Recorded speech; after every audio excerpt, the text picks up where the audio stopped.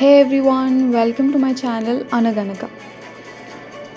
ఇవాల్టి కథ పోరాడే మేకలు మరియు నక్క, పంచతంత్రం రెండో భాగం. అనగనగా ఒకరోజు ఒక ఋషి అడవిలో వెళ్తుండగా 2 బంగారు మేకలు కొట్టుకోవడం చూశాడు. ఆ 2 మేకలు శరీరాల నుండి రక్తం కారుతున్నా పట్టించుకోకుండా ఒకదాంతో ఒకటి గట్టిగా పోరాడుతున్నాయి. ఇది గమనించిన ఋషి అదే సమయంలో ఒక ఆకలితో ఉన్న నక్క అక్కడికి రావడం చూశాడు. రక్తాన్ని చూసినప్పుడు అది పోరాడే మేకలను పట్టించుకోకుండా నేలపై రక్తాన్ని నాకటం ప్రారంభించింది. ఇదంతా చూస్తున్న ఋషి ఈ నక్క మూర్ఖత్వం వల్ల రక్తం వాసన చూసి అత్యాశపడింది అనుకున్నాడు.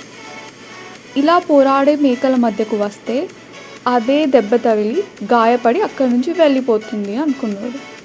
ఋషి ఆలోచనలో ఉండగానే మరింత రక్తం కోసం తపనగా ఉన్న నక్క పోరాడే మేకల మధ్య దగ్గరికి వచ్చింది మరియు వారి పోరాటంలో చిక్కుకుపోయింది. మేకలు పొరపాటున నక్కను తాకాయి.